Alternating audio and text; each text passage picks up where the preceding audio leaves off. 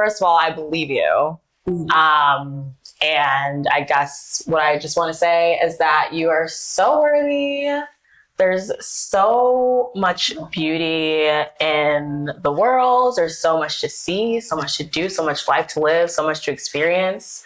I was like, you know what, that is so sad that we hold that stuff in, because I told my mom and she was like crying. She was like, why didn't you tell me? Why didn't you tell? Because we do tell our kids, like, your door is always open. You can talk to me about anything. It's like the Twilight Zone, because this stuff is happening and nobody else knows it's happening. So it's almost like you feel like you're in a different world, because how do you not know? And then me as a parent now is just like, I don't think that I'm overprotected. Like, you did something wrong. And what my therapist told me was that it was not my fault and that it was okay for me to talk about. And she definitely gave me the space to be able to actually, like, feel it. I would say to any man or woman, young female, young man, if you have been sexually abused, don't hold on to that pain. You have to let it out. You have to tell somebody what you're going through. Don't be ashamed. And don't worry about who is going to damage on the other side, because you're going through this damage on an everyday basis.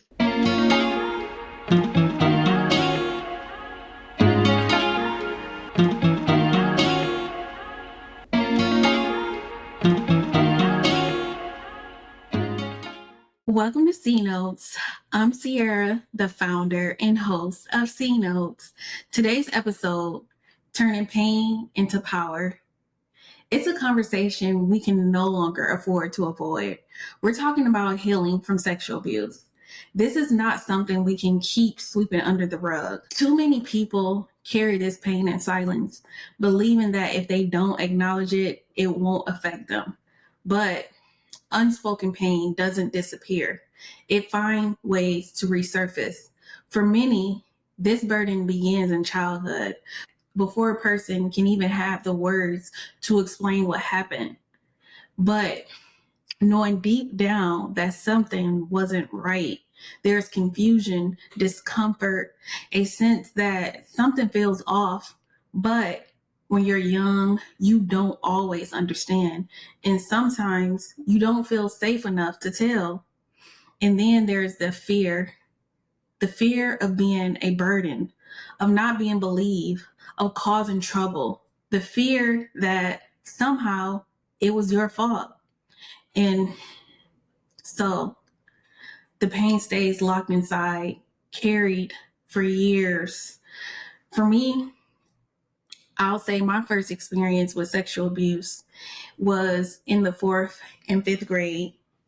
And both times it began with girls.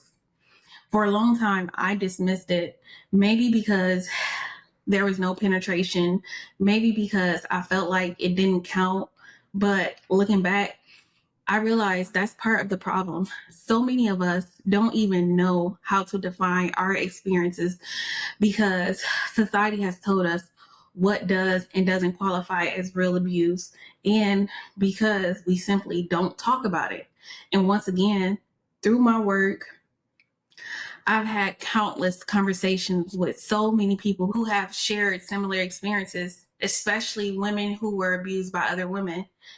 And of course, men who were abused by women. And what I've learned is that sexual abuse doesn't just harm the body, it disrupts your identity. For a lot of the women I talk to who have been abused by another female, it makes them question their sexuality. And I mean, it's the same with men who experience abuse by men. It makes them question their sexuality. And this is something that we do not talk about enough. We've been conditioned to think that female abusers don't exist, in the same way that abuse between children is just curiosity, that if there was no violence, it wasn't traumatic. But abuse is not just about physical violation. It's about boundaries being crossed, consent being taken away, and power being misused. And this isn't just about women. Men experience it too. Nearly 1 in 6 children experience sexual abuse before the age of 12. That's ridiculous. And 3 out of 4 experience it at the hands of someone they know, not strangers, family members, cousins, family friends, and even other kids who were abused themselves. The cycle continues because no one wants to talk about it. But silence has never been the solution. Y'all, I'm just really passionate about all of these topics because they shouldn't even be a thing. But because we act like they don't exist, because we want to mask these things and put a lot of glitter on stuff and make it seem like everything is good. This is why things are not being solved. And honestly, I remember hearing this song when I was young, and I always liked it, honestly.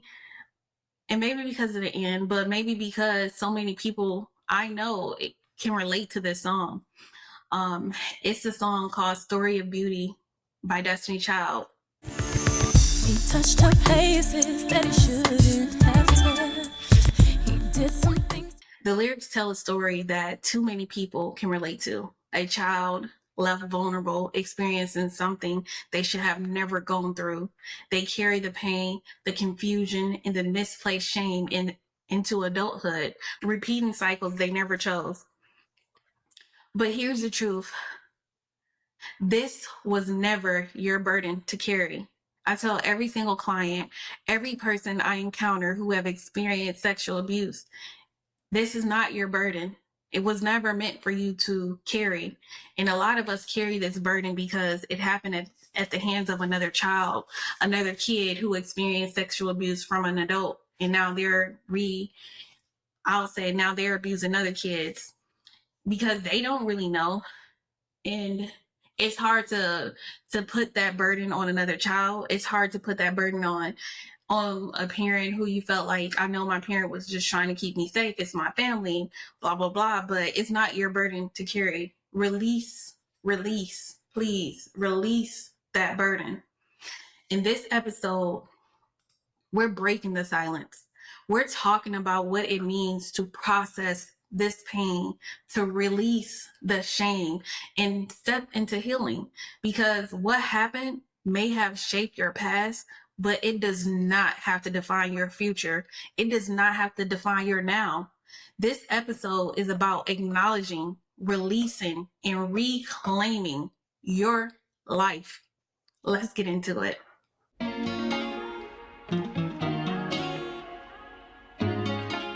Sexual abuse, a topic that is definitely not discussed or talked about enough, especially not only in our community, but in this society.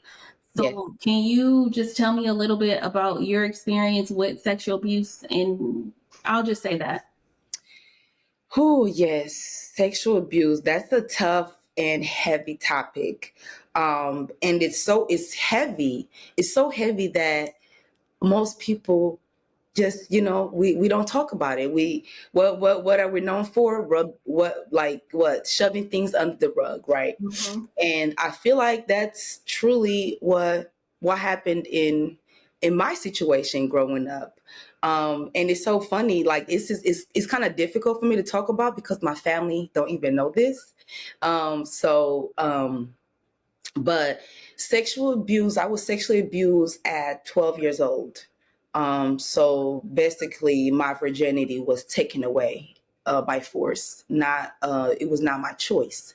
And man, I did not know how much, because I'm a person that, like, I feel like I'm strong and I can get through things. And I did not know how much that was actually going to affect me, like in my adult life, like in relationships.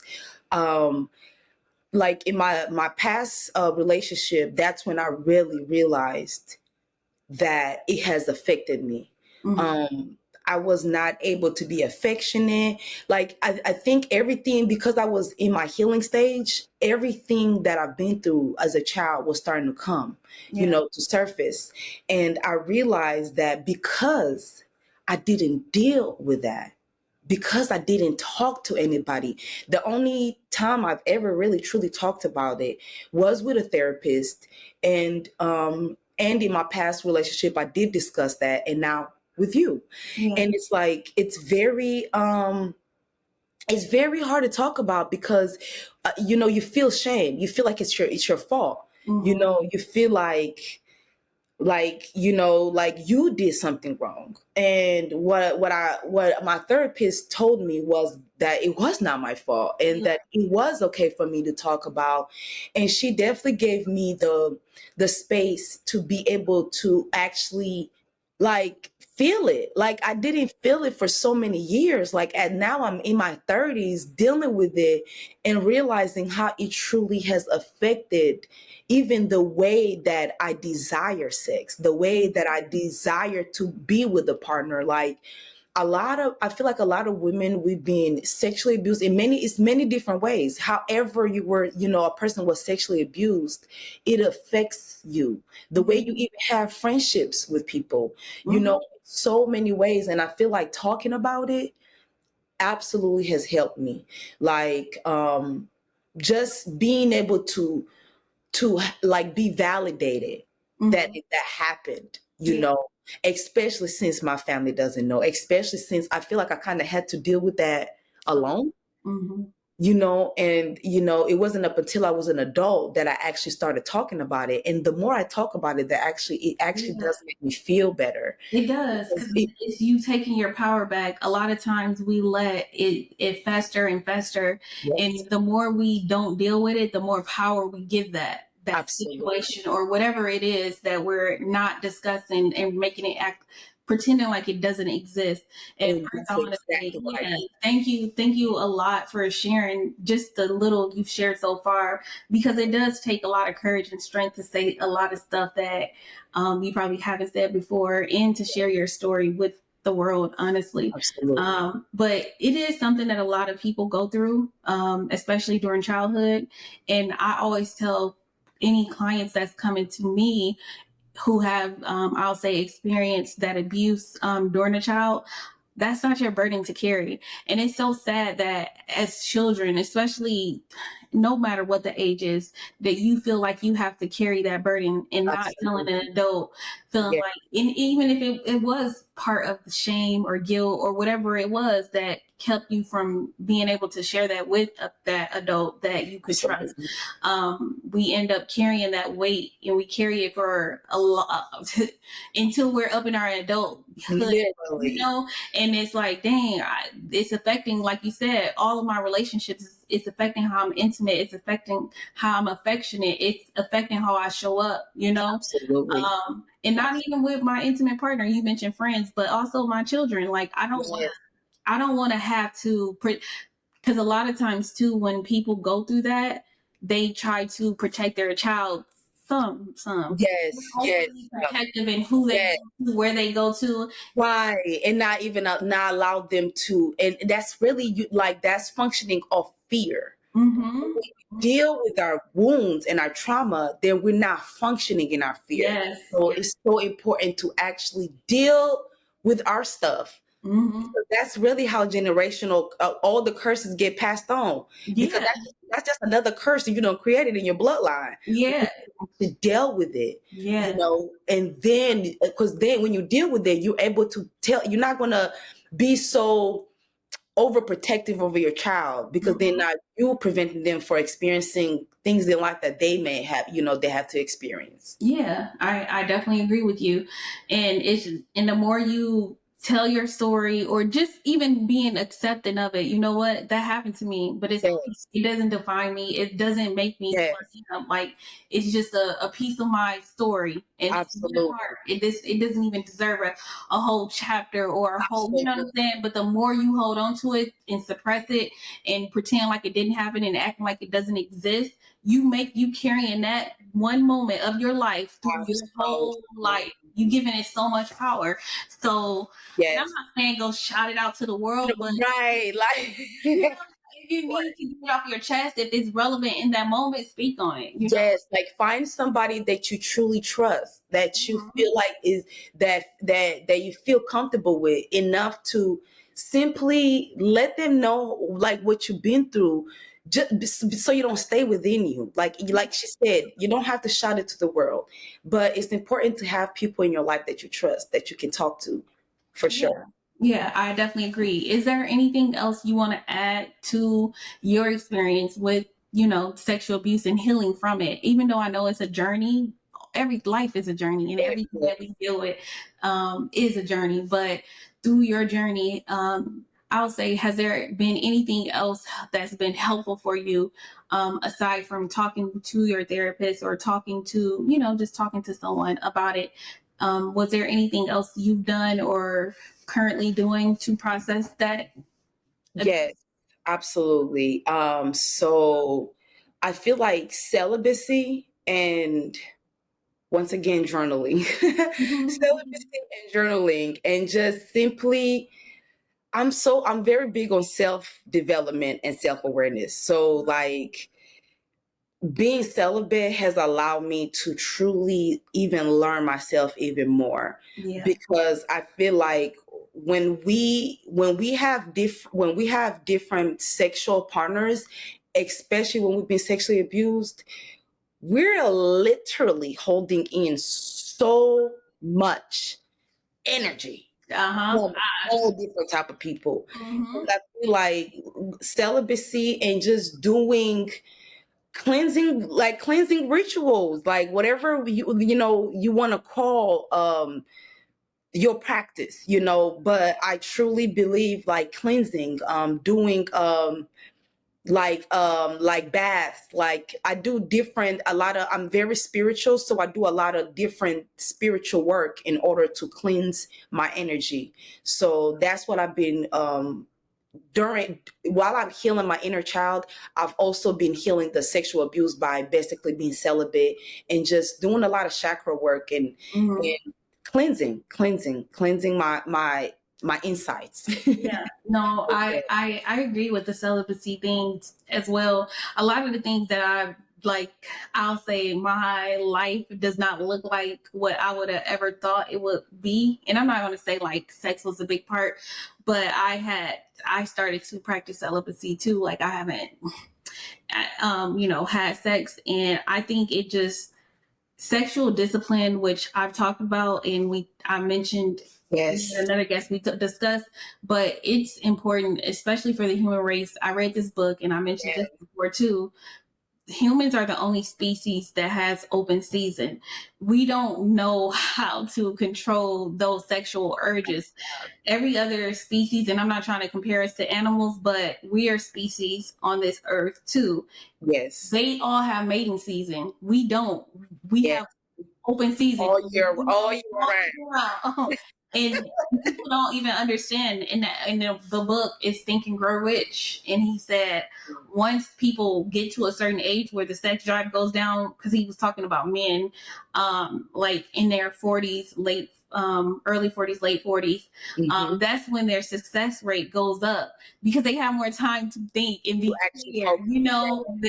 The focus is there, but that does goes a long way. And even just practicing that, it clears a lot of the energy. And I know it may sound taboo or whatever, but sometimes practicing celibacy is what is needed to clear you. It's the cleanse, it's a reset, just like people reset when they detox with food and not eat. Absolutely. And they practice, they go on fast because they're like, oh, I need to do a cleanse. Sometimes you need to do that too with sex.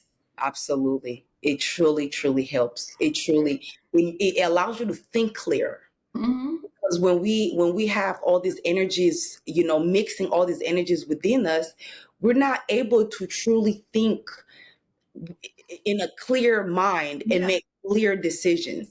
Especially as women, our creativity is connected to our sex, and then it doesn't help that I'm a Scorpio, sun. So that means I'm ruled by my organs. I have to be even more careful on how I use that energy. Yeah, my rising is Scorpio. Yes. You too. Yes, absolutely. Yeah. No, I definitely understand what you're saying, but I hope who's ever looking or listening to this really take something from this you don't have to let that sexual abuse define you. Do what you need to do for yourself. And I love that you said self-awareness and self-development. I just did an interview yesterday, and a couple of my interviews, I think a lot of the people said the answer always leads back to self. And I was Every like, time. the, Every time. it was, Every I was time. like, the world is going to be thinking that. Listen, everything. Like we spend so much time blaming when things happen to us. Like, yes, it can be easier to blame everybody and everything, but when you really sit with self, Yeah. it hit different. Yeah, I was like, the world gonna be like, oh, she advocating for the world to be selfish, and I'm like, no, I'm not. I'm just. Oh my God. Yes, I know what you mean. When I talk like that, some people see it that way, but that's not what you're doing. And that's No. it's not. And I did talk about this with another guest, but I was like, it's not that. When you really are in tune with self, you can help so many people. Yes. Help so many people. We And I was don't like, forget that we're one. yeah, When you're in tune with self, you are connected to the collective and oneness. 'Cause that's oneness. yeah, The more you know yourself, the more you understand somebody else. Because when you really do your shadow work, and you're gonna have to give yourself grace. Mhm. So if you really do the work, like, yeah, we got some dark energies within us. So you learn to give others grace when you learn yourself. Absolutely. Yeah, Yeah. I love that. I love it. Yeah. Is there a message you want to leave to the audience in regards to healing from sexual abuse? Um, I encourage, no matter what age you are, talk to somebody. Mm-hmm. Find a therapist, a trusted friend, a family member, somebody that you can truly like sit and tell them how you truly feel and get it out. Don't hold that within yourself. Make sure you talk to somebody, because you don't have to go through that alone. Yeah, I love that. Yes. Thank you. Thank you so much for sharing. Thank I you. feel like it definitely takes a lot of courage to share that, because, like you said, a lot of people haven't, you're not the only one. A lot of people carry that alone with them for years, Right. decades. Literally. So thank you again. I really appreciate Thank you that. so much. Thank you for having Mhm. me. Thank you.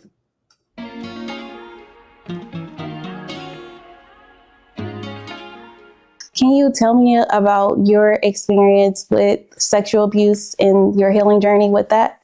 Yeah, absolutely. So for me, it was a mindset thing. First, it's like realizing and processing what had happened to you. That was like kind of the first step, and also just full acceptance of what had happened to you. Because in my experience, for example, like minutes after the assault had occurred, I was talking with someone who was like a sister to me at that time. And she had asked me what happened, because when she got to me, I was already bawling. Mm-hmm. So she had asked me what happened, and I was like, oh, I don't know. I guess we just like had sex or something. I'm not really sure. And I was like, but it's fine. It's fine. Like, I was okay with it. Like, it was completely consensual. And like, that's what I had told her.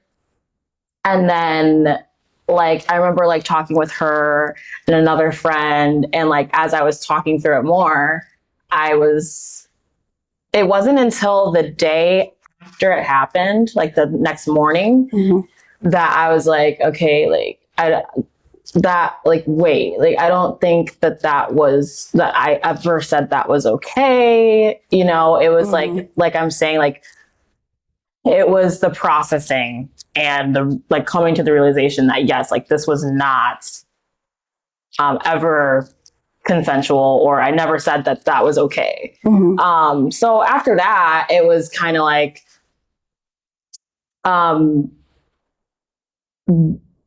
just becoming okay, and like, yeah, just fully accepting that it had happened. And in regards to healing from it, what some people might think, you know, like what I said, oh, well, you told them it was like, you told your friend that it was okay. But what they don't understand is that, like, again, that was moments after it had just happened. So there's so much, like, my body was in shock. You know what I'm saying? Like, there was physical stuff going on that I was like, whoa. And it was just a lot. So what people don't understand is that it's so much easier to try and convince yourself that it was fully consensual than it is accept for the rest of your life that that's what happened to you, because that changes your experiencing something like that, like sexual abuse, sexual assault. It changes your life forever. And so for healing, it was, for me, because I'm a very social person, like I'm bubbly. I like to talk with people. I love meeting new people. Yeah. I love hearing people's experiences, people's stories. And so I think for me, like the first thing was just talking through it with whoever. Like I reached out to my close friends. I talked with my brother about it. I talked to my mom. You know, just people who are close to me. I think healing, like the first step of healing. Well, like I said, first step was realization, acceptance. Yeah. Yeah. And then next, it was like talking with people. Owning it and taking back the story and the narrative, because I think a lot of people, when you deny it, like you said, that's the first step in a lot of the things, is denial, not wanting to accept that something like that happened to you. Yeah. And I mean, also the simple fact that you were crying. Also should have gave, but who's to say? Nobody's an expert on, you know, but that's a signal right there. You said you came to her bawling, like obviously something was wrong. Yeah, it wasn't okay, but it was still you trying to rationalize and not process in that moment that this just happened. Yeah, but yeah, and I would say,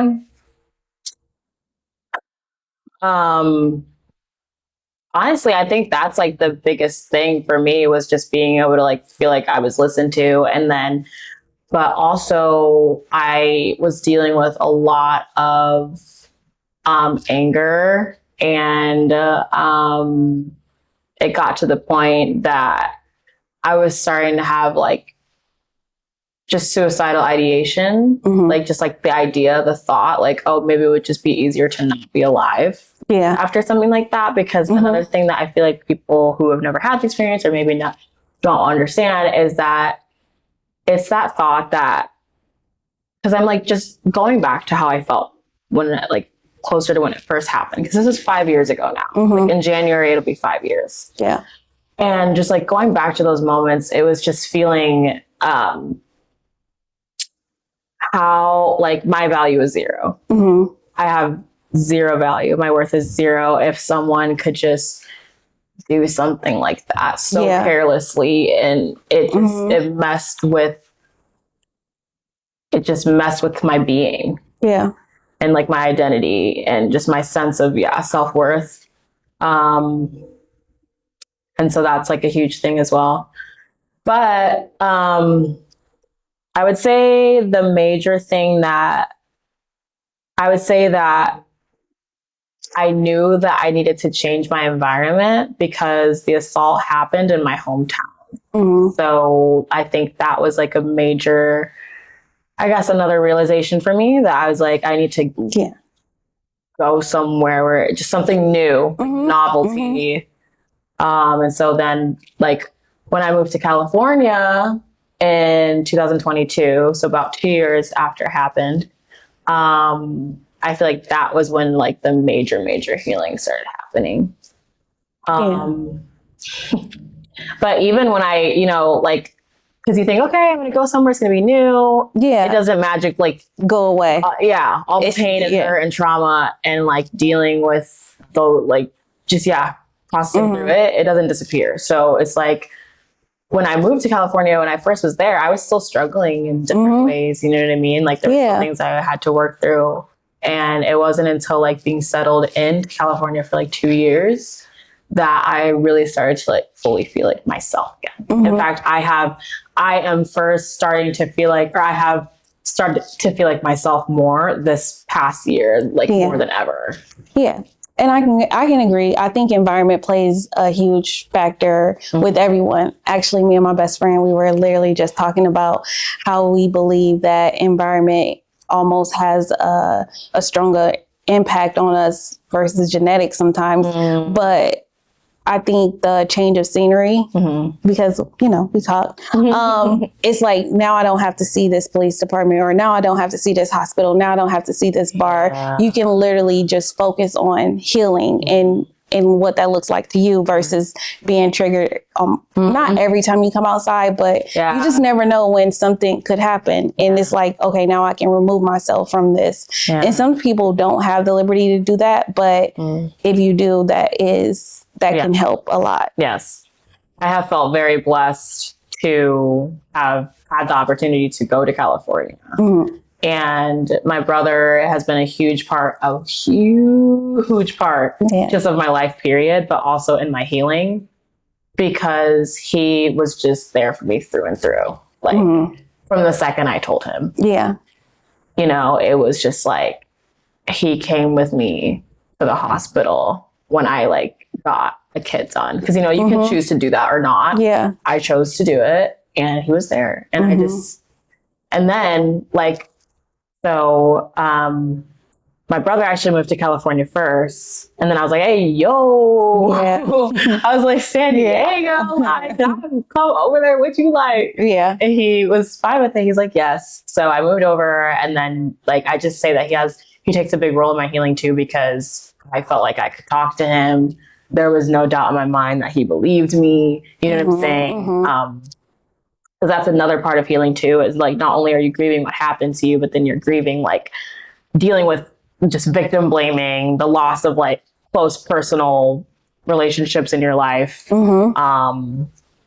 Because in my experience, I had multiple people who just didn't believe me, but like that has nothing to do with me. You know what I'm saying? And that's them, but it obviously affected me, because there were people that I thought were like in my corner and my friends. And so I was kind of like grieving the loss of like power within myself, control, friendships, like, you know what I'm saying? I think I had mentioned that she was more like a sister as well. Yeah. So, but the healing process has been great. When I moved to California, I started, going to the gym, and like that's been a huge thing, because like, first of all, when you're lifting weights, like you're in control, right? So it's like, that's another feeling of like regaining control, and just feeling powerful as well, because like when you lift, you know what I'm saying, it's like, you're like, oh you just feel good, and it's just it feels healing anytime I'm physical, like walks, lifting, yoga, anything like that. I just feel it's just me. I'm investing in myself, you know.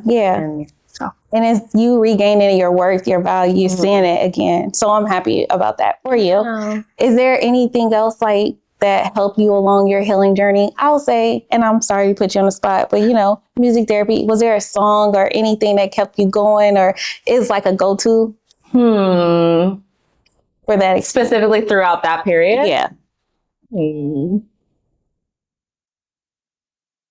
There's a song by Tame Impala.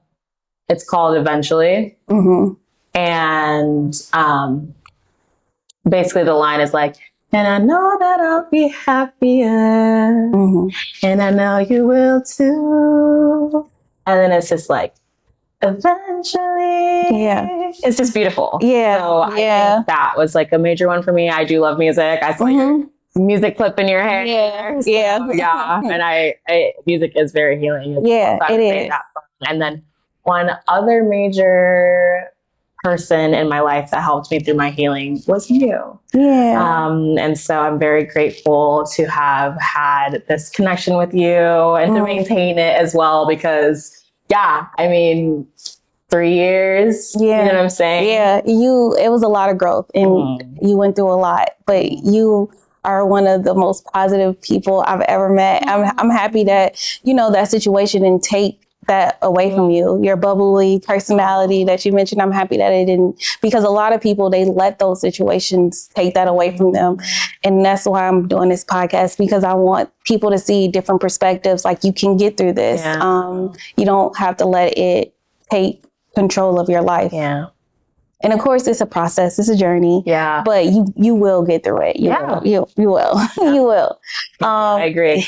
Oh, it's something that you mentioned before we kind of wrap up this.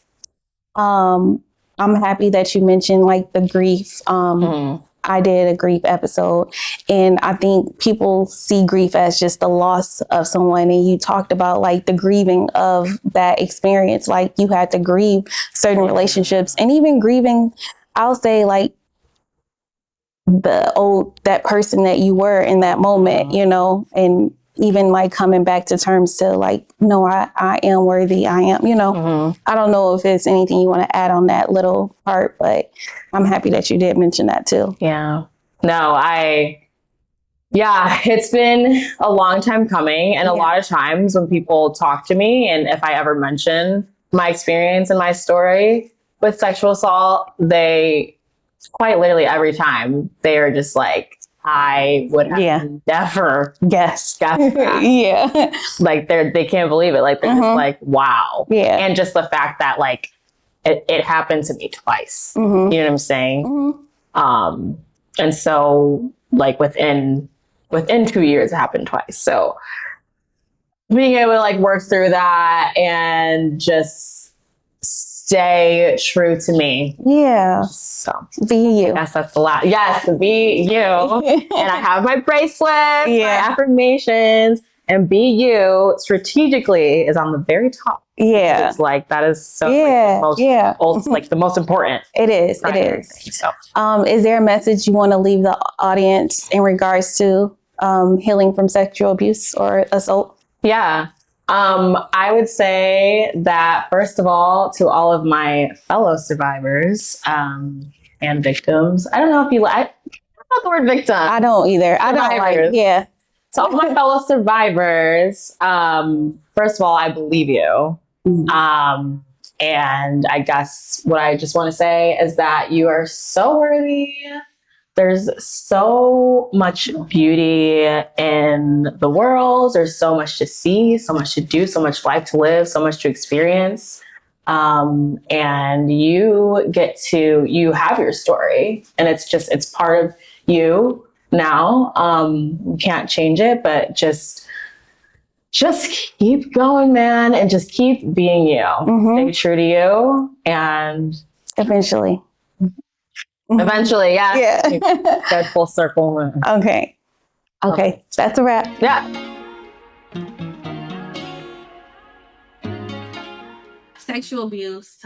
This is another topic that is not discussed enough, but the numbers are just increasing in how many people have experienced it.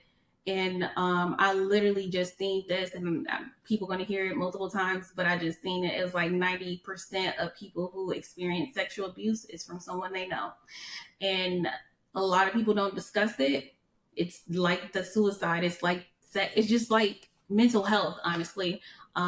So once again, thank you for being open, honest, and willing to share your story. But can you tell me about your experience with sexual abuse and healing from that? So I started getting sexually abused when I was a young little girl. So way before I even lost my virginity. It was a very dark place for me. Back then I didn't know how to come out and say that that was happening to me. I kept it logged in for a long time, a very long time. And with me doing that, it made me and my mom relationship worse by the day. It did not get better. And it's not even better to today. I try, but the pain there is just still bottled. Being sexually abused, physically intercourse, rubbed on, touched on, not knowing no better. Then when you step outside that place and it's time for you to actually do it, how do you do it? It was very hard for me to have sex for a long time because I would lay down and I would black out with whoever my boyfriend was, and I would black out, and I would be in a situation of being raped. Mm-hmm. So the only way I can enjoy sex is by blacking out. So nobody really didn't know what I had going on. That's that pride again, hiding it and ashamed, not knowing that somebody would listen to me. And it happened to me for almost maybe 15 years, maybe 16. And it was very difficult to have sex. It was very difficult with somebody touching on me. Like, I didn't want to be touched. I didn't want to be sexual. I didn't want to do anything. And I had to relive that. And it wasn't just one person that did to me. It was multiple. Mm-hmm. And when I finally let it out to my whole entire family, the first thing they asked me was, why you didn't tell me how? Exactly, yeah. You wasn't listening to me when I was telling you things that wasn't that important. So why would I tell you that was important? But with me being sexually abused, it affected the woman I am today to my kids, the mother I am. Because I don't let anyone around them. They not staying at nobody's house. I'm scared you got a man in your house. What's going on? But then I had to think sexual abuse is not just a man and a female. It could be a female, a male, and a male. It's all different type of ways. But it happened with me with both. Yeah. So it was get to the point where I would be scared for my kids. Like, no, don't wear that. Don't do this. Don't sit over there. Don't do. And I would be very overprotective over my kids. So my 17-year-old didn't really have the light that she should have had that my 6-year-old is now growing up in. Like, Mom, you didn't let me do that. I don't know how to explain it to you why I didn't let you do that. But now that you're getting older, we just recently had that conversation. I let her know what happened to me. And it was the hardest conversation I ever had. But being raped and molested, actually, I think that's what tangles into my love life. Because I really felt like I wasn't enough. I felt like I was damaged goods. So I would make myself love on people that didn't love me. Or I was saying something that I knew wasn't beneficial for my mental well-being or my physical or emotional, or someone that just wanted me there. Or I would be somebody's number 2 instead of being somebody's number 1. Yeah. Because I felt like I was already damaged and chewed up and spit out. So what was that doing for me? Mm-hmm. I tried to go to counseling for the sexual trauma, but it just made it worse by the day. Like, they wanted me to relive it, and I'm trying to relive it, but I'm trying to move past it. Yeah. So it made a lot of things difficult. Like, sometimes I don't like to get my breast touched. What happens now in my life now is most people can go out and have a one-night stand, or, somebody they just met. I can't do it. I have to know you. I have to know you to lay with you. I have to know you lay in your bed. Like, I'm just not, it just affected my whole life of the way I am. I don't still hold on to that like I used to do. Yeah. But I just kind of just deal with it. But sometimes I have flashes about it, like, laying in the bed, and I'll just be in the bed and I'll wake up and scare or shock, like, who's beside me, who's in my room. I go walk through my house. And that's just not even just sexual trauma. That's with PTSD too. I think it gave me PTSD for dealing with that. Yeah, for sure. So what ways have you, and I know, like, even just being open and honest and sharing your story with your daughter, it gives you your power back. And it's a lot of stuff that you said that we really can touch on, but I have 2 things that I'll ask. Like, what are you doing to deal with it? Like, how are you able to, So when I was in the military, I got raped by somebody I trusted. It was right after my brother died, right? And I thought he was my friend. And I didn't even know what he did to me until my tampon was stuck inside of me. Mm-hmm. So the next day I had to go to the doctor. Mm-hmm. And when I called him, he said, hell yeah, I fucked the shit out of you, Ann. Like, a whole conversation, like, and it broke me to my core. But I say that to say this. I had went back home, and I didn't know he was stationed where I was from. And we happened to be in the same bar at the same time. At that time, I dropped the drink to the ground. Glass everywhere. My brother didn't know what was wrong with me. And I faced him. I haven't seen him since that day. Mm-hmm. And I think facing what happened helps you heal. So I faced him and I told him, I said, I'm reclaiming myself back. Yeah. You have no more power over me. You have no more power over my body. I got me. And this man just cried and cried in the middle of the bar.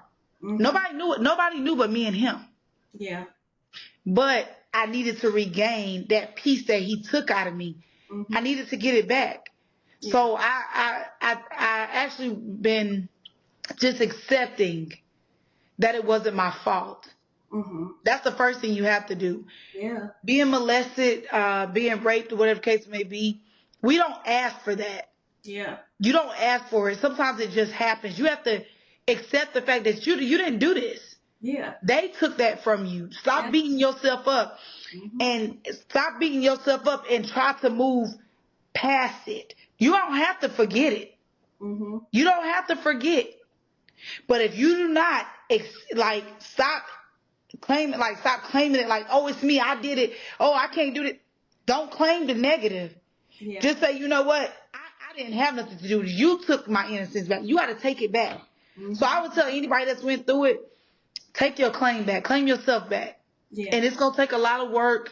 And journal. I'm telling you right now, a lot of people say journaling don't help. You can journal that too. You know what I mean? Yeah. Journal that. Go into some deep therapy. Go into some women groups that's been through it. Find you a safe place. Because if you do not, it will haunt you for years and years at a time, and you won't be able to get past it. No, I agree. Everything you just said. And a lot of people, when they think about journaling, I feel like they overthink it. I think even like you just said, it's not hard work, but it's hard work in a sense that I have to look at myself. I have to do the self-reflection. I have to admit that this happened to me. And also you said this too. I tell her that's not your weight to carry. That don't let that situation define who you are. It happened, but that's you also giving that person more power over you. More power than they have. If you're drinking the poison and expecting them to die, like don't do that. Because what we have to understand is they're going on with their life. They probably already found another victim anyway. And you probably not their only one, or you probably was. But they probably are losing sleep, but they ain't gonna tell nobody. Who wanna tell somebody I raped this person, I molested this person? Yeah. But what I would tell anybody, male, female, look in that mirror and reclaim yourself back. Claim yourself as healed. Claim yourself as delivered. Claim yourself as letting go. Claim yourself as you do not have control over my life. I have control of my life, my body. Speak it into existence. I want to have sex again without having the visions. I want to be able to kiss and not be scared. I want to be able to let somebody hold my hand, rub on me, and me not jump. You got to speak it into existence because healing is a process. Yes. And I tell people that all the time. Sexual trauma is the worst thing because it tangles your whole life. You can't be in an elevator with somebody by yourself because you're scared they might jump on you. You don't want to go in a closet with a closed door. You know what I mean? You don't want to be outside looking cute because you don't know if somebody's going to meet you around the corner. So you have to claim it. But like I tell everybody, sexual trauma does not have a race. Men get sexually traumatized too. Yeah. They get raped and molested too, just as well as us as females do. So it's two sides. It's not just one. Yeah, it definitely is. And the other thing I wanted to touch on was how you explain now your younger daughter, the 6-year-old, is experiencing a different childhood than your older. So I'm pretty certain that you're saying like you're able to at least allow her to, be a little bit more. Yeah. So tell me how you get there. So my 17-year-old went through a lot of this with me. So she's seen a lot, from the trauma and just a lot of things. So I was more guarded and overprotective over men being around her. But me seeing what I did to her and how it affects her to today, I try to switch it for my youngest daughter and try to leash it up a little bit. But I'm more healed now than I was then. Yeah. Then I was still damaged, still going through, still trying to figure it out. So my daughter sometimes gets upset with that. Like, she get to do this and I can't do this. And wait, mama, when I was this age, I didn't. And I had to just sit down and say, baby, y'all not the same. We not in the same generation that we was then. Yeah. But does it make it right? No, it does not. Yeah. But what I try to do now is, you're 17, let me loosen my ropes up a little bit, give you a leeway, but it's hard because she had to go through that trauma with me. I had to live my trauma through her. My youngest, there was nothing to live through her, so she gets to, okay, I'm going, okay, and then my oldest was like, no, we're not doing that. No, Yeah. Yeah, So I love that you're saying this, because a lot of people who have been sexually abused, now they're overly, but it is, once you able to work through that, because you have to let your kids live and experience too, because like exactly. you have this 17-year-old and now you like, now I see what that did, because you were basically re-traumatizing her for something that didn't ever even happen to her, so I'm happy. I'm so happy that you were able to say that, because a lot of people right now are living in fear and they're keeping their kids from not living too, because of what happened to them. But do you know what that caused for your kids? I know. It causes pain. Yeah. It causes depression. And It causes anxiety because they have no clue. But none of this makes sense. I see my friends doing, I see this doing it. But mama, what you saying not making sense. Why can't I go over there? Why can't I do this? We are traumatizing our kids because we do not know how to let go and take back control. And that's why I say, take back control of your life. Whatever you got to do, go up to that person. And see, that's the thing. We be scared because it be them family members. It be the uncles and the aunties and the grandpas and the cousins and all that stuff. And we want to keep the family together. The family was divided when you touched me. Yeah. The family was divided when you did anything to me.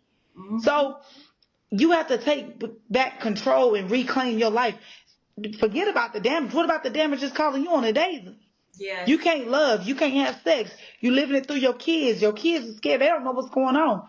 So you just got to reclaim it. And don't be ashamed of reclaiming it. Hey, you took my innocence from me. You took something that I didn't give you. So you need to sit in what I'm about to do. And if your family fall apart, let it fall apart. If your friendships fall apart, let them fall apart. If that person go to jail, let them go to jail. Yeah, that's not your weight to reclaim. Exactly. Reclaim your life back. Yes, I love it. Is there anything else you want to add to the audience? Because everything you just shared, I'm telling you, a lot of people are going to get a lot of things from this. So I definitely appreciate your vulnerability. And vulnerability takes true strength. Crying, Yes. letting go, confronting, and like walking through that. It takes true strength. Holding it in, that's no power in there At all. None in that. It's no control, and we all try to be in control of things but not in control of our own life. Like, let's take charge. This is our life. Exactly. I would say to any man or woman, young female, young man, if you have been sexually abused, don't hold on to that pain. You have to let it out. You have to tell somebody what you're going through. Don't be ashamed.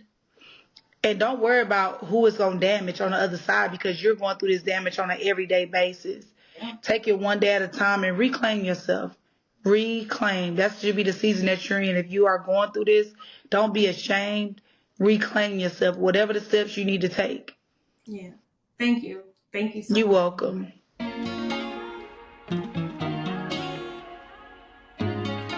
Healing from sexual abuse. I think a lot of people, well, I know a lot of people have experienced sexual abuse in some form or fashion. It was in the, I don't even know, early 1900s. I don't know nothing about the Vietnam War, but I was reading this book and it was like 1 out of 4 females are sexually assaulted before the age of 18. And the numbers are only increasing. And the numbers are not only increasing in women, but they're increasing in males. A lot of men don't talk about it because the whole topic in itself is very taboo. And that's why I was like, hey, this is something that needs to be discussed because it's not okay. It's not normal. Well, especially none of it, no matter what the circumstances are, but especially not in the as a child and having to experience that period. And yeah, a lot of people do. I just literally 2-3 days ago saw that 90% of sexual abuse, sexual assault cases come from someone you know, and not just like a friend. It's a family friend or something like that. That number is just too high. That's But crazy. yeah, can you tell me about your experience with sexual abuse and your healing process and all that good stuff? Yeah, so I can remember the first time anything happened to me. It's always, for me, it's somebody close to me or somebody I've known for a long time. But I remember, I think I was probably, I want to say I was 5 or 6. And I remember being in church, and we went to like a small church, really small congregation, and we had like a daycare, you know, like obviously like the place where the kids go for the church service. And I just remember it was like a family friend. We had been around him so many times. He was older. Mind you, I'm 5 or 6. This boy is probably, I don't know, possibly 17, 18 years old. And I just remember him picking me up to like, the doors they have in the in like the churches or daycares where it's like the half open door where the top can open up and the bottom is like, it could be like a kind of like a desk. And I just remember him picking me up, and as a little girl, well, the church obviously, like, we wore dresses, so like I always had a dress on. And I just remember him picking me up to put me in like over that door, and like him like in between my legs, you know what I mean, like with his hand. And it wasn't like you didn't have to pick me up like that, but like I just remember being 5 or 6 and like that feeling of that's not okay, or like something is not right, but like then just like brushing it off because I'm a kid and I don't really know what's going on. But just being able to remember that from 5 or 6 years old, to remember like that was wrong, and like it was like it wasn't normal. It's not something that anybody had ever did to me. So it's like, I don't know, but then you're a kid and then you go play and then you forget, or whatever the case may be. But then experiencing like the sexual abuse I did later on, it's almost like you start putting this stuff together, and it's like, okay, where did this start from? So then probably a year before my mom died, I think I was maybe 8 years old. So not too far off from the, like, 5, 6, like these are all like very crucial years as a kid. And I just remember when it first started, and like it's crazy to be in that situation because nobody else, it's like the Twilight Zone, because this stuff is happening and nobody else knows it's happening. So it's like, it's almost like you feel like you're in a different world, because how do you not know? And then me as a parent now is just like, I don't think that I'm overprotected, because you literally don't know what these people are doing. All, like I said, that first one was at church. The second person was a very close family member to me. And it's like, you don't want to think that these type of things are happening. But if, like you just said, how high that rate is, your radar should always be on. You should always be looking for this, just because you've known this person for so long, like as a parent, or, oh, they would never do this. I don't put anything past anybody. I don't even let my kids sit on people's laps. Like, there's just so many things that are allowed in a family that seems normal, but it's not normal. Yeah. And that's what too. In learning and growing, I'll say it's like you're fighting against something, because most people, I'll say, when I'm not gonna say most people, but most people start to realize that this is not what I want for my life. Like, I'll say early 20s, late 20s, but just imagine it's after you've gotten out the household for 20 years of your life. At the minimum, this was your norm. This is what, you know what I'm saying? Like, even if we're not talking about it, that's still your norm, not talking about it, you know? And witnessing and experiencing this. And then you start seeing different things like, oh, this wasn't okay, you know, or, oh, you know, Right. And it wakes you up to like, oh, you know what I'm saying? And even I had like, I barely, it could have been the slight little thing. I'm like, I didn't trust people with my kids. No. But even that right there, that experience is influencing you today. You know what I'm saying? Like today. when you mentioned about your kids not having grandparents, hopefully they haven't experienced any of that. They don't know none of that. They don't know why you're being overprotective or anything like that. Mm-hmm. But I would just say honest communication way, and talking about that, because even though it's something you shouldn't talk about, just being transparent with them, it definitely can go a long way. No, I definitely do. I talk to them all the time about that. And like my kids, like they don't get to stay, like they don't stay the night at people's houses. And like my son, he just like he would just be so mad at me. He's just like he didn't understand why can't I stay. And I sat him down. I'm like, you are you know what I'm saying, you're a kid, you're going to somebody's house. I said, I understand that you know your friend, you love your friend, you have this relationship with your friend. I said, but you have parents, you have other people in the household, even your friend. I said, you don't really know who people are. Because exactly, you go to these people's houses. I said, everybody is not a good person. They might seem like they're a good person, they might seem they're like so fun and all this stuff. I said, but people, there's some really bad people. And I mean, I broke it down to them. I'm just like, you, like, even since they were real young, like, you know, we don't touch these areas. I've never made fake names for private areas. Like that is always what it is. I don't want you to ever think like, no, we don't touch this and we don't touch this and we're not making up names for it. And I've told them so many times, both of them, like, don't ever let anybody scare you into thinking that I'm scared of them. I'm telling them all the time, like, mom is not scared of anybody. And if they tell you that I'm scared of them, they're lying. I promise you they are. Because you can come and tell me anything inappropriate. But I just feel like that's the one thing, because of what I experienced. I think about my sexual abuse is something that I still think about, like, if not every day, maybe every other day. But it's pretty often.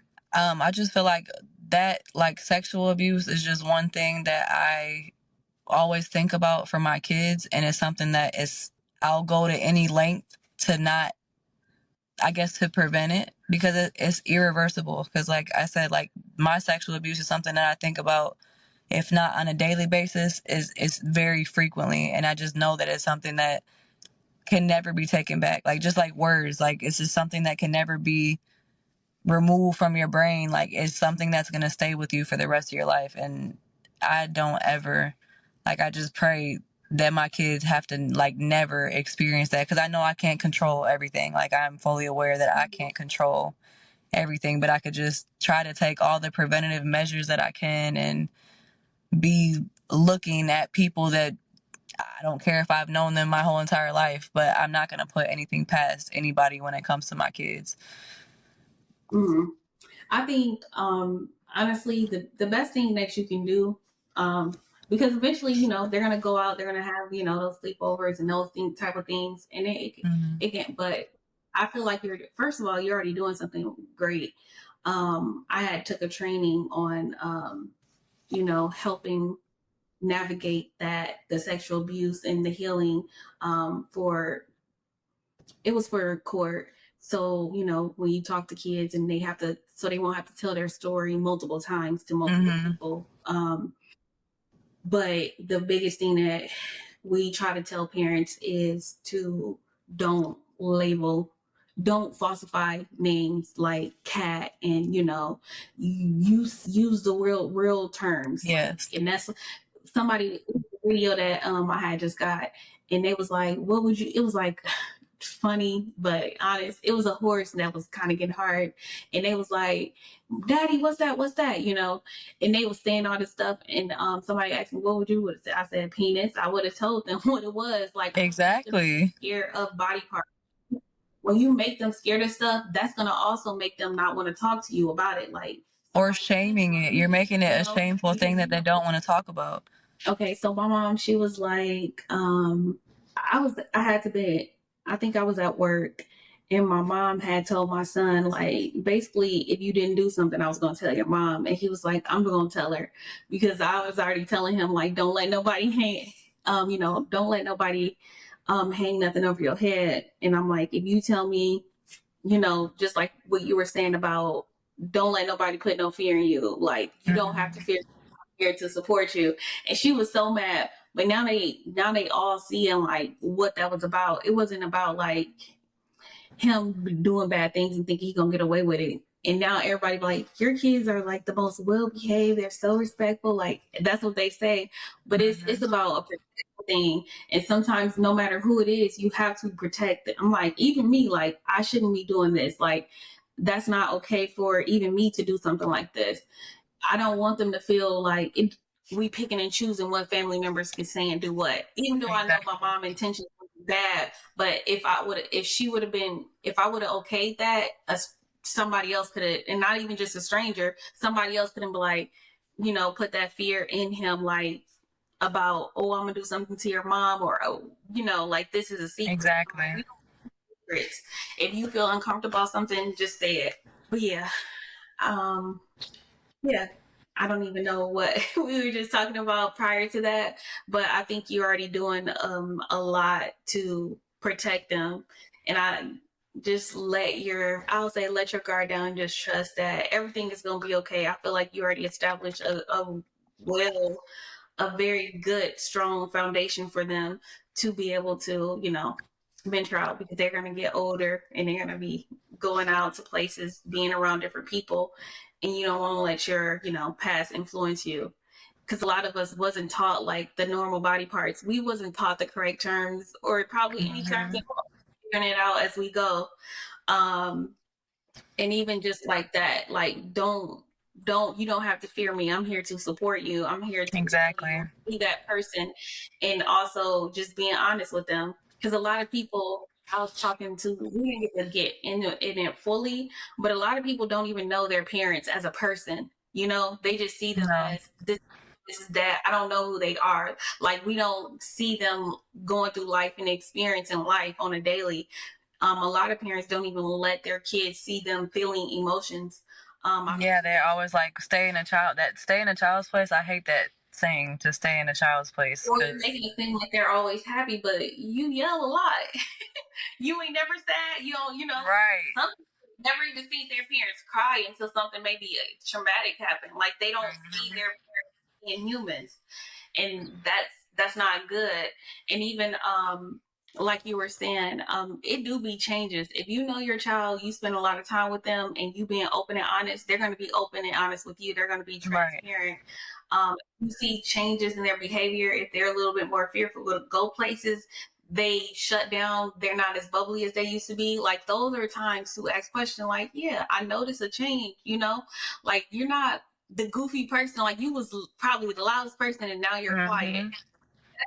To notice like what's going on, like are you okay? And as much as that might annoy a kid or annoy like probably like a teenager, at least like as a kid, like, okay, my parent actually does know me, like they can see the difference in me. So as irritating or like as annoying as it might be, like, okay, my mom knows who I am, because some people just brush that off. I'm not going to ask you any questions about anything. Like, no, I want to know mentally where you're at, or if something is wrong, like, because if you don't know how to do it by yourself, then we can do it together. Navigating it, and because life is gonna life, and having a person there that is going to support you through it all, like you can come to them. Like this happened, I felt uncomfortable, like because you created that space for them to come to you and tell you, like, I didn't feel right when this happened, and even when they get frustrated, letting them know that it's okay to be frustrated, it's okay, but I don't know, just having dialogue, it goes a long way. It does. Because for like me going through that like sexual abuse, like I didn't, even though I knew it was wrong, or I knew that like this is not okay, there was never that space. It was like I said, it was like stay in a child's place. Like you only talk to me at these certain times, or we don't have personal conversations. It's just like, oh, we're going to do this schoolwork, or we need to go here to do this at a certain time. Like there's never any type of personalization where I feel like I can come talk to you openly like that. Like if it's not about these set things, then I don't feel like I can come tell you anything. And when we talked about this before too, multiple times, and now I'm just seeing even the I'll say the biggest connection, the people you surround yourself with is important. You need to know that the values and morals align. Like, you know, a lot of people like, oh, over here, this is the kids get to be free. Or over here, you want people who like the household structure is similar. And if you go around people whose values and morals align, you'll know that. And that's why I was like, you know what? Some of these friends I'm like, it was just like the values. I'm like, we've been friends for so long. And that's what really made me do my inventory check. It's the parenting for me. I was just like, it's not okay. Like, no matter how much I love this person, my kids seeing this behavior, and I don't want them to think that I think that it's okay. Because by me being friends with them, by me entertaining that, it's allowing I'm telling it. my Like, kids that this behavior, yeah, how they're treating their kids, how they're yelling at their kids, how they're, you know, even you know, it's a lot physical abuse. Like, they seeing these things being done to these other kids, and I'm like, I don't want that. And nowadays, honestly, too, look at the mass school shootings. And I'm talking about this too on probably multiple episodes, but it's because it's the kids harming the other kids, the kids feeling like, you know, responding and reacting out of lack. They see one kid they know that kid is being loved properly, and that doesn't sit well with them, and they take it out on people, or they're being treated at home, you know, and they just want to mistreat everybody. This is the only place I have power at. And I'm like, back then, even though a lot of stuff wasn't that great, but now it's the kids influencing the kids is at an all-time high. Man, it's just at an all-time high. We protecting our kids more, but we're also, they're trying to get some freedom somewhere. And these kids, it's just it's not great. It's a mass shooting at schools every single month. That was, and it's like, because those kids feel like that's the only time they're gonna, even if it's negative attention, like that happens a lot with kids too. Like, I had to, being young with my kids, like having them so young, I remember them being so small and me being so angry, and then like I could tell like my son would do certain things just to get my attention, and I'm like, dang, I'm really not, because I had my daughter right after him. Like, he's doing all these things for me to like just look at me. You know what I'm saying? Like, I need your attention, and he didn't care if it was negative or positive, because he just wanted me to look at him. He just wanted me to see him, and I'm like, oh my God, I'm sorry. Like, yeah, I need to pay attention to you, but it's like it's so easy to get caught up as a parent in your own life, but like you don't realize, like we said earlier, like your kids are looking at everything. Yeah, and it's I said this too in one of my previous seasons. Like, the least you can do is act as if your kid exists. Like, you gave them existence, and you not even acting like they exist. Like, they're there, but they're not there. You're not hearing them. You're not seeing them. Just communicate with them. They're humans, just like we're humans. That's what it is. And you've been a child before. Like, you've been there. Exactly. It made you feel like it's different because you providing them materialistic things, but it does not matter. Really, at its core, kids want that quality. Yeah, they want that quality time, that unconditional, like, to feel that unconditional love.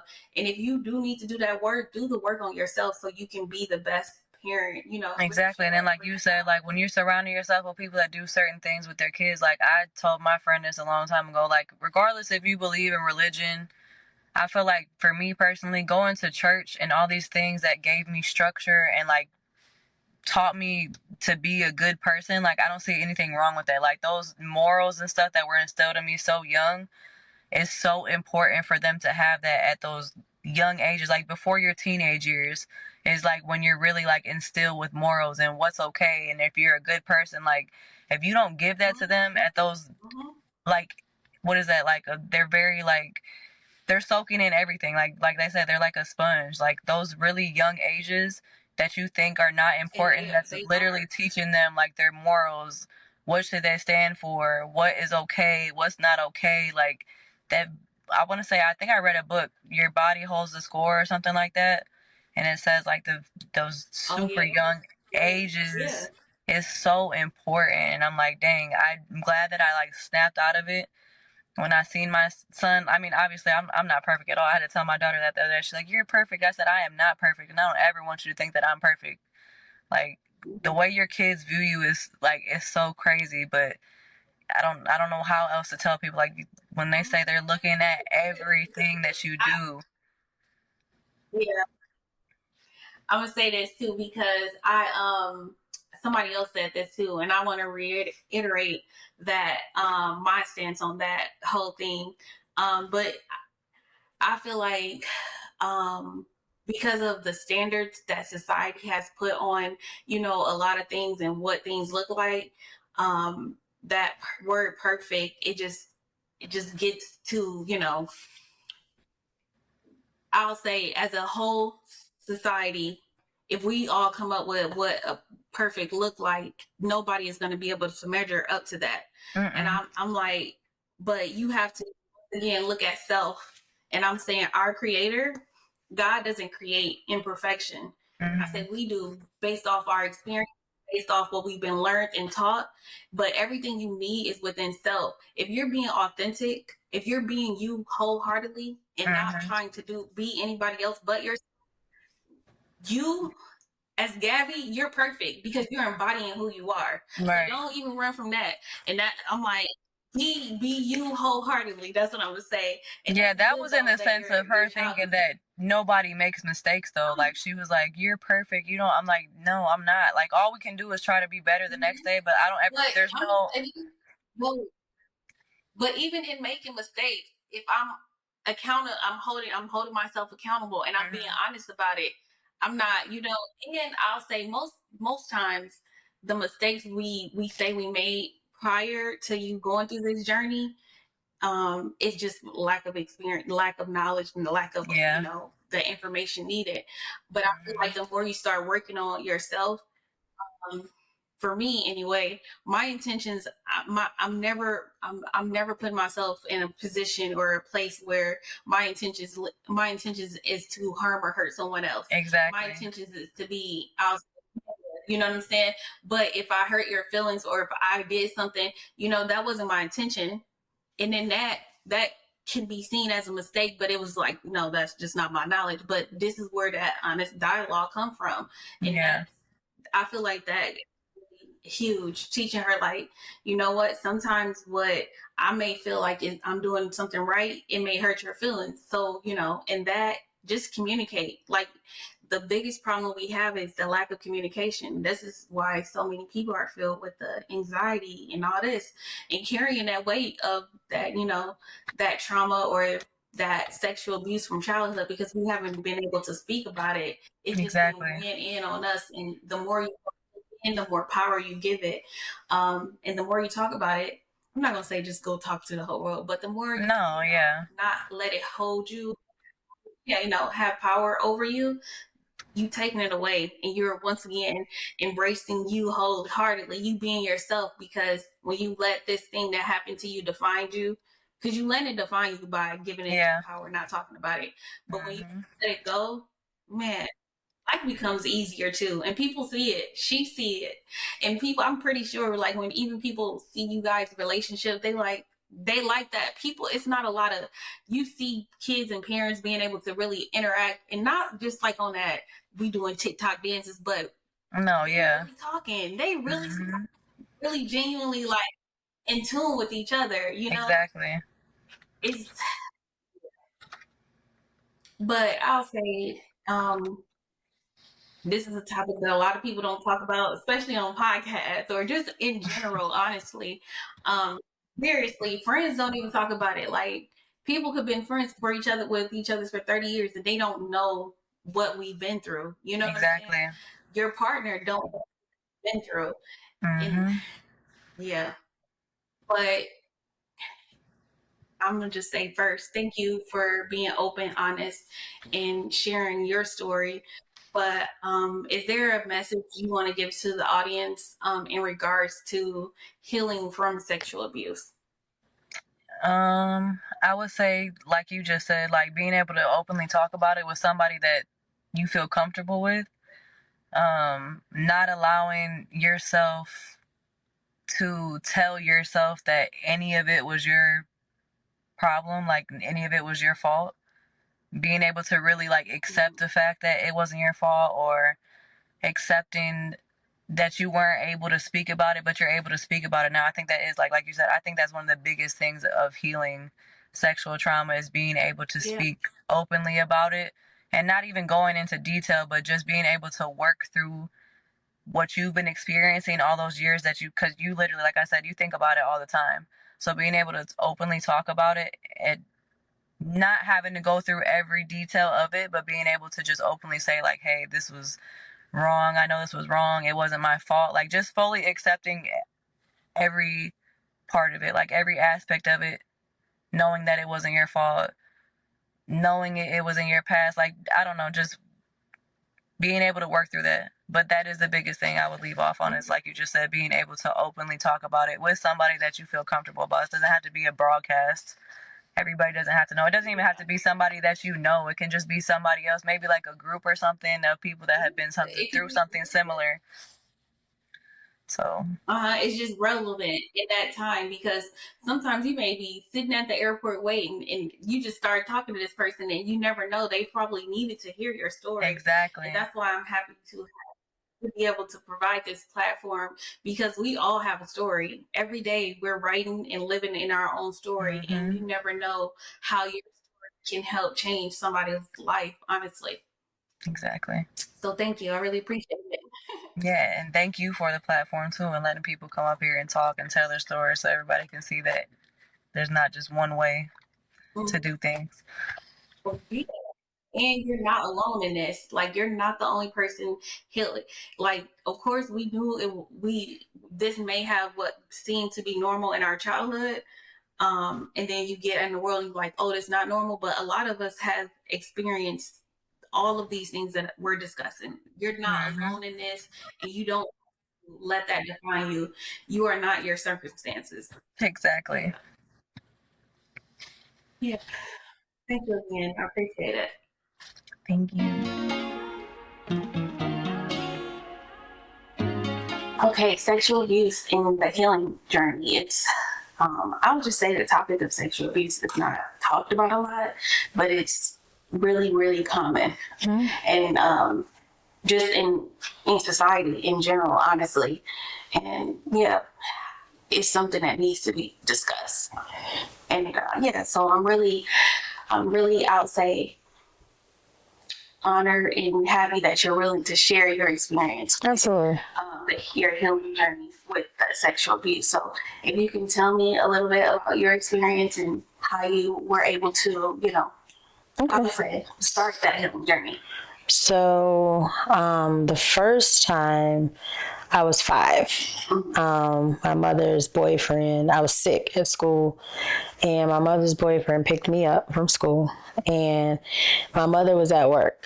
And so I remember he gave me like Tylenol or something, and I remember getting in my mom's bed versus my bed, and then he got in the bed. And so I remember him like pulling me like closer to him, which I've never experienced that. First of all, my mother, she would never allow that, like me to be in her bed with him. However, I remember like kind of like dozing off, waking up, dozing off, and then he would like pull me into him.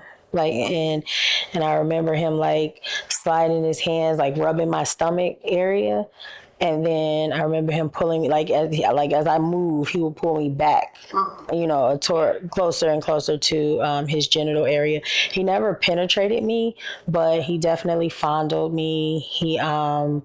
It was just, I was 5, so I didn't know, you know what I mean? I knew that I didn't feel right, but I was also medicated. So I kept falling asleep.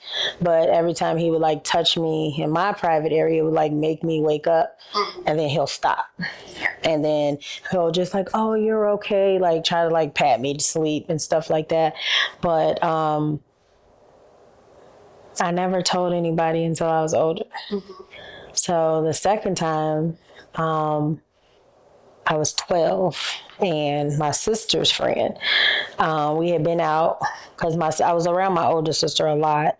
She kind of like raised me because my mom would work like 3 and 4 jobs to take care of us. And so my older sister is who taught me a lot about life and stuff. And so I was out with her and her friend. And I remember, again, I fell asleep in the car. And her friend carried me upstairs. Mind you, I was 12, but I was little, 12, little skinny 12. And so he carried me up the stairs. And I remember her going back downstairs in the kitchen. I don't know if she's getting food or whatever for them, but I was asleep on the bed. But you know, like once you get waking up from your sleep, it's hard to go back to sleep. And so he thought I was asleep. And he unzipped his pants. He took my hand and was jagging himself off. And so I'm playing sleep because I'm like, I don't want to wake up. And then he like do something to me because I woke up. So my sister came upstairs, so he'd hurry up and throw my hand off and like zip his pants up or whatever. And so like I would like move like I was waking up. And so she's like, I'll be back. So I guess whatever she was cooking, she had to go back. And so this time, like I had moved so that I wasn't like close to him, and he moved closer to me, and he did it again, and he has like ejaculated all on my arm and on my hands and stuff. And I remember the smell. He took his shirt off, and I remember the smell of his shirt. He was wiping like his semen off of my arms and off of my hands. And had my sister not come up, he like went to like pull, you know, you like kind of like pull when you sleep, you gotta like tug on the pants. So like he was tugging on my pants, but he heard my sister come up. So he threw his shirt over like me. And she like, you taking your clothes off? And he was like, well, I was just gonna get comfortable and whatever. And she was like, we ain't doing all that. Like, you can put your shirt back on. And so she had brought the food up, and she woke me up. She was like, you want to eat or whatever? And like in my mind, I'm like so disgusted because I knew that this had happened to me, but I didn't say anything to her. I was like, no. I went downstairs and I went to the bathroom. I was like trying to like scrub my arm and stuff like that. And I was just like in a place like I knew this was wrong, but I was happy she came up because who knew like how far he would have took it, because like he was literally like tugging on my pants. And so I swept all of that under the rug. I never dealt with it. I never talked about it. I was afraid like nobody would believe me and stuff. And so I was 30 years old, and we were having a conversation about generational curses. So a lot of women in my family has been molested. They have been raped. They have been abused. And so my niece, who I helped raise, she talked about how she went to a friend's house and the friend's brother raped her. And she never said anything. Like, and it came out with me. Like, I was like, you know what, that is so sad that we hold that stuff in, because I told my mom, and she was like crying. She was like, why didn't you tell me? Why didn't you tell? Because we do tell our kids, like, your door is always open. You can talk to me about anything. And I was 5. So she was like, but I ask you all the time if anybody ever touched you. And it's like, I'm 5. I don't know. You know what I'm saying? Then I was on medication. I'm up and down. I don't know what he's doing to me. I just know that every time he would touch down there, it was like, wake up. You know what I mean? And then with this guy, I was faking sleep because I didn't know what would happen to me if I woke up. You know what I mean? And so my sister was upset too. She was like, what? You didn't say nothing? And I was like, no. You know what I mean? And so I do know when it came to like sexual activities and things like that, as I got older, I wasn't like, you know how people say it makes you so promiscuous and stuff like that. I wasn't like all promiscuous and things like that. In fact, like I didn't get like all the way comfortable when it came to like sex until I was probably about 25. People who experience it, they say that it's like they go one or two ways, like the promiscuous side to feel like they're in control, or I just don't want to be touched. And even if they are in a relationship, it's not the intimacy is really not there. And they'll go that route, like they're not really into it at all. Yeah, so dealing with this. So once I finally talked about it with my family at 30, I was able to feel relieved. Yeah. Like once I was actually able to tell somebody, and to be honest, like I know it's not right now, but to find out those people passed in the beginning, like when I was 30, and I found out that the first guy when I was 5 died. I was okay with that. And then the other guy died from AIDS, and I was okay with that. And I honestly, like to myself, I thought like you reap what you sow. You know what I mean? I was like, that's what you get, because there's no telling how many other children that you did this to. You know what I mean? And so I was like relieved. But once I really connected with God, I was able to forgive them. I was able to not feel like that's okay that they died. You know what I mean? I was able to let it all go, and I was able to heal from it. It doesn't bother me. I do have conversations like with the younger generation in my family and telling them like, y'all gotta be okay with talking to us. Like it's okay, you know. But that goes back to emotions, like holding all that stuff in. You have to release it. And it's not like, even when I'm having these conversations, it's not like shout it to the world, but you do have to talk about it, because not talking about it is giving too much power to that situation. Oh, absolutely. I was so afraid to say anything. And I was like, you know what? I'll just take it to the grave, because it doesn't matter anymore. Now I'm grown. This is how I felt. Like, you know, now I'm grown, so it really doesn't matter. But when we were all sitting there talking about it, and everybody's releasing this stuff, and like they all knew about each other, but they never knew about me. And so they're releasing this, and I was like, y'all just be talking about this stuff, and they like, yeah, because it doesn't make sense, and they talking, and I'm like, well, yeah, no, this was the question. Has everybody in here been molested? And my mom was like, well, I know. They call me Mookie. Well, I know Mookie hasn't, and so hasn't. And I was like, no, I have. And she's like, what, when? You know, and she's thinking like I was maybe like a teenager or something. And no, I told her, I was like, yeah, no, your boyfriend, Katina friend. And they was like, and you never said nothing. So it felt good to let it go, you know. And thank you, like I said, thank you for sharing and being open to being vulnerable. I feel like vulnerability takes the true strength. But is there a message you want to leave the audience in regards to like the sexual abuse or in that healing journey? Sexual abuse is not okay. And it comes in so many different forms. It does.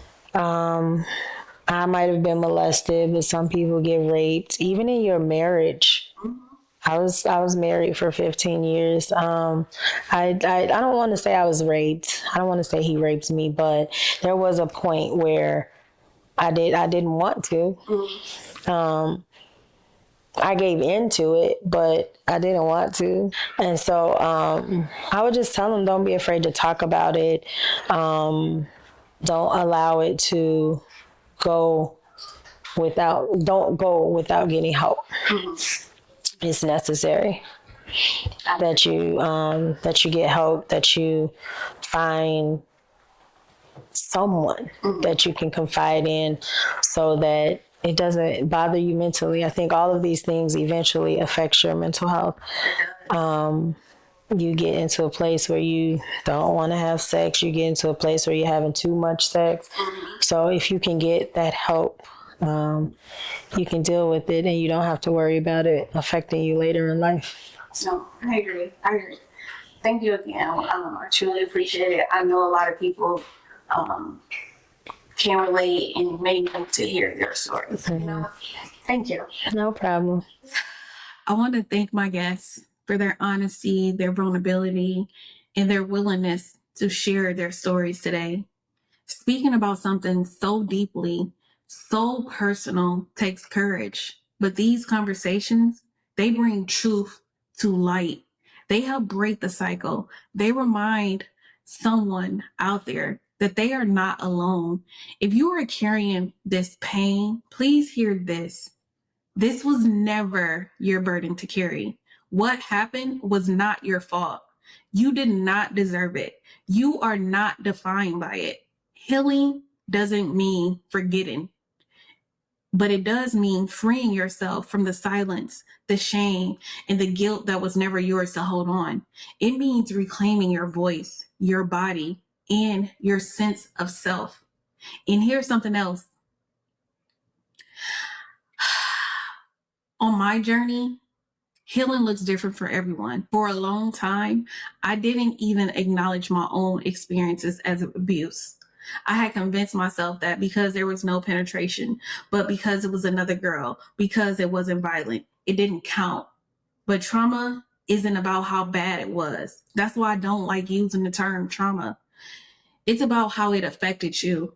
And for many people, especially those who were abused by someone of the same gender, the impact can be even more confusing.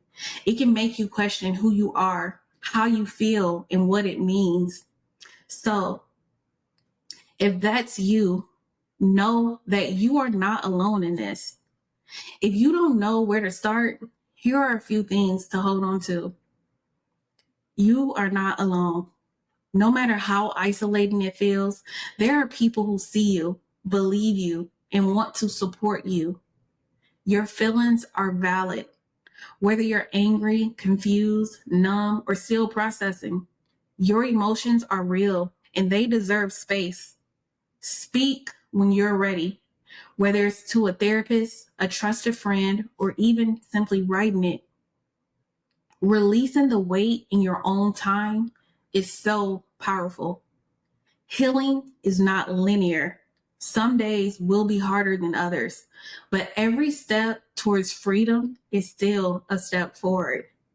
You are worthy of love, peace, and joy, not because of what you've been through, but because of who you are. And I also want you to know, healing is not about making other people comfortable. For so many survivors, we hesitate to speak up because we worry about how our truth will affect others. What if they don't believe us? What if they blame us? What if speaking up disrupts a family, a friendship, a community? But your healing is not about them. It's about you. You don't owe anyone silence. You don't have to shrink your experience to make it easier for anyone else. And you don't have to rush your process. Some days will be full of clarity and strength, and some days will feel heavy, but you are not back at square one. You are learning, you are growing, and taking your power back one step at a time. That brings me back to the story of beauty by Destiny Child. Don't hold your head down low. You've got so much. The song ends with a message of hope, reminding every person who has carried this pain that they are still here, they are still standing, and they are still beautiful. You are not what happened to you. You are more than your pain. You are worthy of healing, of happiness, of love. And I know this episode may have stirred up emotions. So before we go, I want to leave this with you. Take a moment for yourself today, whether that means sitting in silence, journaling, praying, meditating, or just taking a deep breath. You deserve to give yourself space to feel. And if this episode spoke to you, share it with someone who might need to hear it. They are not alone. You are not alone. And as always, take care of yourself. Be gentle with your healing and keep creating a life you don't want to escape. Until next time, May you find strength in your story, peace in your journey, and power in your healing. Thank you.